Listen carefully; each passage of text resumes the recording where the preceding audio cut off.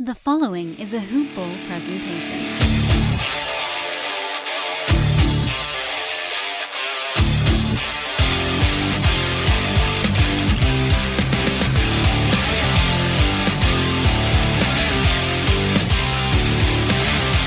Hey, how's it going, everybody? Welcome into the Hoop Ball Celtics podcast presented by Hoop Ball. I am your host, Patrick Lounsbury. You can follow the show on Twitter at HoopBallCeltics, and you can also find me on Twitter at Ballin Opinions. That's BALLINOPINOINS. You can get all your exclusive Celtics content there. And if you just wanted to ask me a question, that is the time to do it as well. But yeah, let's jump into some things. We're going into this. The Celtics survive a overtime win against the Minnesota Timberwolves. It took overtime to beat a team that is 13-39 going into tonight's game. And Minnesota was also in a 5-game road losing streak going into this matchup at the TD Garden. Celtics are 17-9 when out-rebounding the opponent. So that's just something that it seems to come with a lot of success, is if they're able to crash the boards properly, it ends up resulting into victories. Also, 3-3 on this 7-game homestand, so I felt like this game meant a lot just in terms of this is going to be their longest homestand of the season in 7-game span, and to go negative, record in that time would be just atrocious. To go 3-4 just isn't right. 4-3 isn't great either, but it's better than 3-4 when you look at it that way. At least they're above 500 rather than under 500 on the 7-game homestand. There's 20 games left going into this game, so at this point it's just finding some consistency with the team, consistent play, whether they're losing or winning. We just need to see them play consistent basketball at a high level with a lot of energy.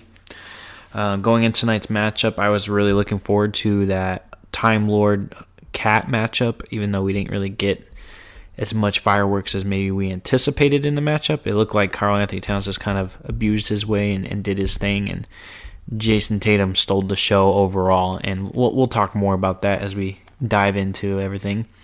But yeah, we're going to break down some of the good, the bad, and just some final thoughts on where the Celtics kind of go through the rest of the season here and how they did over this home stand and what to really expect. And since it is a Friday, we're going to jump into the bad first. That way we can end on the more positive note. But I thought there was a lot of turnovers in this game. Wasn't really happy with the amount of turnovers. Thought they were really careless with the basketball. It's been kind of an issue as of lately, especially in the past few games. Wasn't a really big fan of them taking care of the ball. Let's see, who led the team in turnovers tonight? Jason Tatum and Jaylen Brown had 5 apiece, so that's 10 turnovers out of the team's 20. Half the turnovers came from 2 guys, so they just got to be better. And the worst part about these turnovers during this span is that I feel like half of them are just careless. They're not even forced turnovers. The defense isn't doing anything special or anything like that. There's bad passes that turn into turnovers. So it's just be more focused, be more locked in, and really shorten up on that. Maybe we have half the amount of turnovers tonight, because there were some times where it's just they just passed really poorly. But yeah. Also, they had, in the first 5 minutes, they had 4 turnovers. Rubio had 3 of those steals out of those 4 turnovers. Just got to be better with protecting that ball. Celtics have to also, they got to improve their transition defense, man. Their transition defense is the epitome of all transition defenses. I swear that this team looks super lazy getting back. They were getting beat all the way, there was nobody in between the player and the basket and on some of these transition buckets. They're just getting free layups. It was a warm-up line for the Timberwolves tonight, and I think Boston definitely needs to do better. If you're going to be on the perimeter, I expect you to hustle back and beat the opposing team back, at least be in between them and the rim.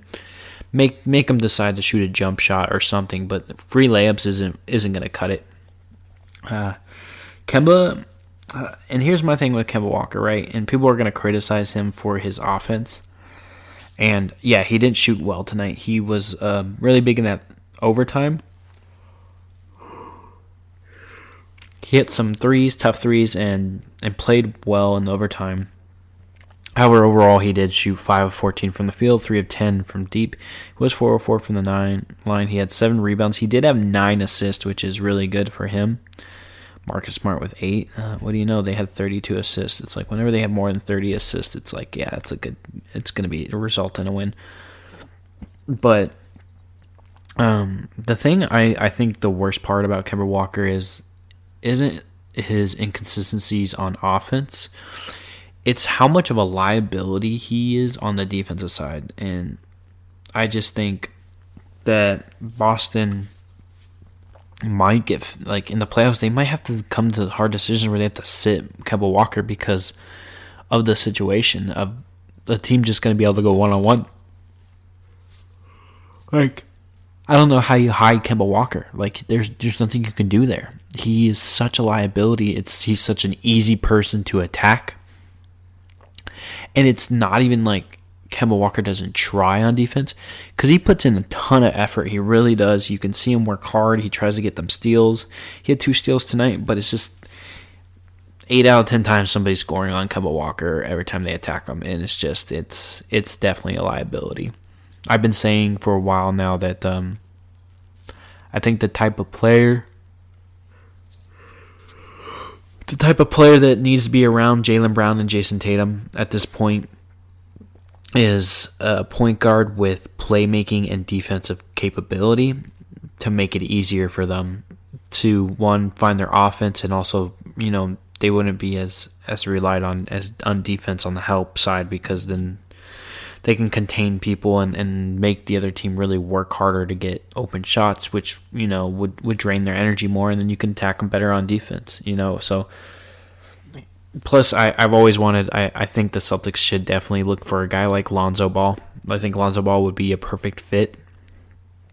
Great playmaking ability, gets up and down the court, can hit a shot, but also plays really good defense, strong. So I'm not a big fan of the Kemba getting attacked on the defensive end. Boston struggled also in that 2-3 zone that the Wolves turned to in that first quarter.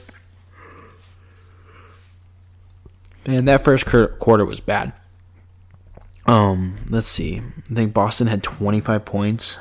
Yeah, 25 points in that quarter. It was just really upsetting to see. I expect a lot more from the team that's seen a lot of 2-3 this year, I thought. And they spread out on defense too, way too much, making it like super easy buckets for the Timberwolves. They gave up 39 points in that first quarter on 60% shooting from the field. Got to tighten up better. You got to put bodies into people, make people get uncomfortable. Just has to happen. Something that has to be initiated is just, yeah, we need more intensity on the defensive side, especially to open up games. They gotta get better at setting the tempo. Tatum did a good job, I thought, you know, of really knocking in, like, attacking the rim early on. So that was good to see. We'll talk more about that in the good. The turnovers and fast breaks were killing the Celtics. Transition was bad. Fouls in the first half were just not good. They have to be more disciplined as well.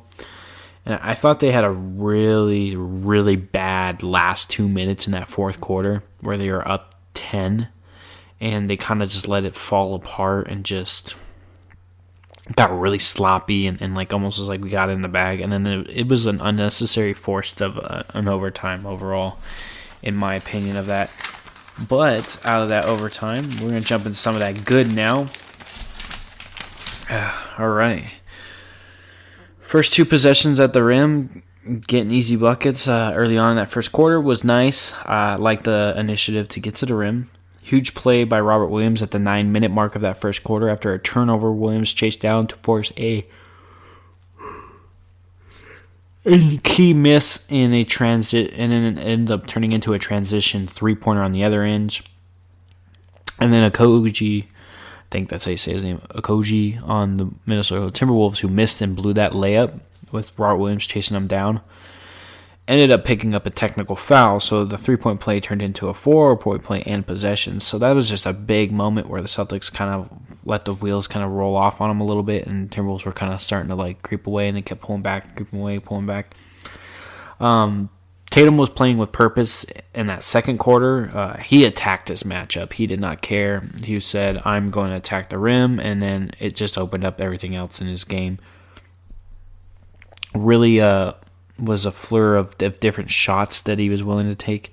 He shot 10 3-pointers tonight, but he shot 15 non-3-pointers, and that was huge. He also got to the free throw line and shot 16 shots from the free throw line. That is good breakfast. That is what we want from him. That is something that I love to see from Jason Tatum. Personally, I've been a big advocate of, like, I feel like he settles way too much, and I've been on him.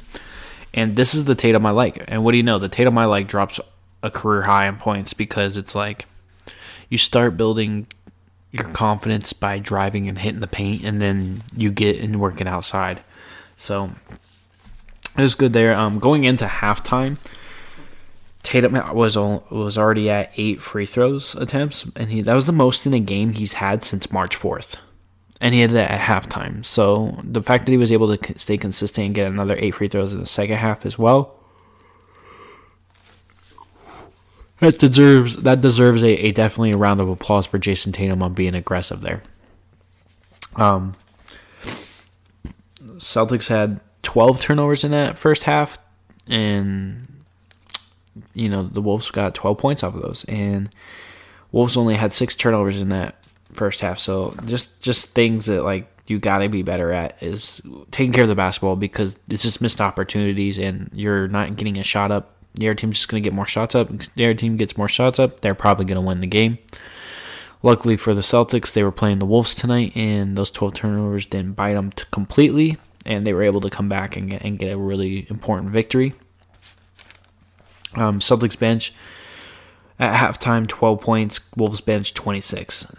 Man, they need help, man. Jaylen Brown and Jason Tatum were pretty good in that first half. 5 of 6 from the field for Jaylen Brown on 2 of 3 from deep, 18 points. Jason Tatum was 5 of 8 and 1 of 2 from deep and had 12 points. Yeah, he had 12 points in that first half, and then had, what did he finish with again?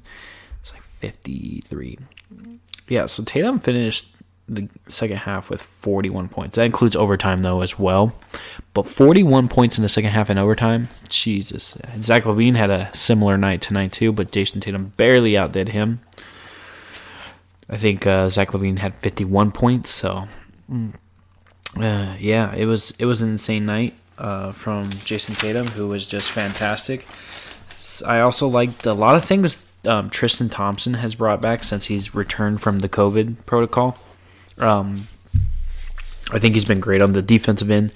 His intensity, his ability to work and get extra possessions, get those offensive rebounds, and really help the Celtics have an opportunity to get more shots up and convert. He's been big on that side. He also draws fouls really well. He hit his free throws that he did get. I think he had, 3 free throws tonight. So 3 of 3 from the line, 7 rebounds, 7 points, 28 minutes, 2 of 4 from the field. Like, that's what you want from him. So 7 of 7 from your backup big, and get some free throws.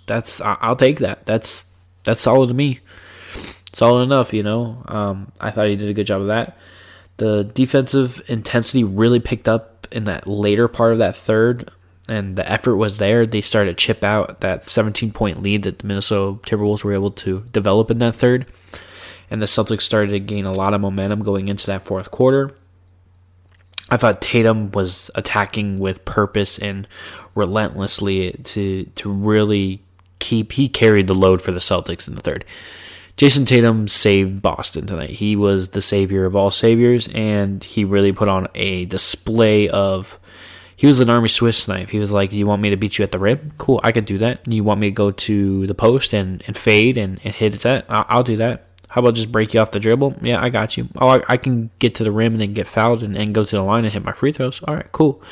How about, pass it to my teammates here and get them? He still had 4 assists tonight. He was grabbing boards, 10 rebounds, a double-double for him. And he was 6 of 10 from downtown, so he was hitting his three-pointer. The best part about those threes tonight is like 4 out of 6 of them were just him catching the ball in rhythm and just putting it up. He didn't have to sidestep. He didn't have to go into ISO to get it.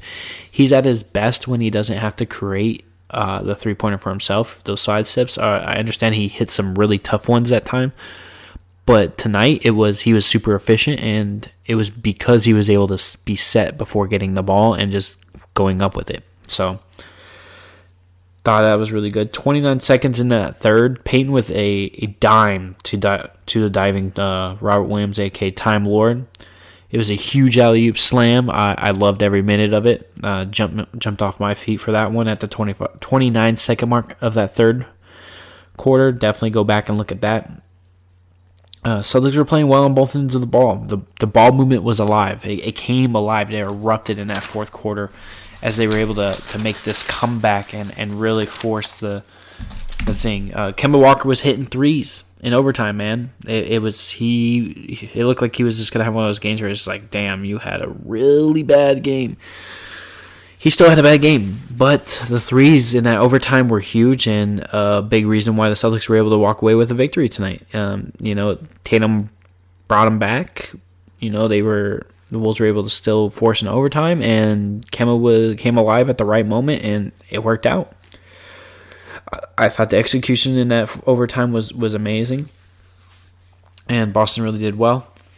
But yeah, as far as that goes, Boston ends up finishing this 7-game stand at home, 4-3. Not ideal. I would have liked them to go 5-2 or 6-1, especially because a lot of the matchups weren't very, strong. And I thought Boston definitely could have done a lot better on this homestand.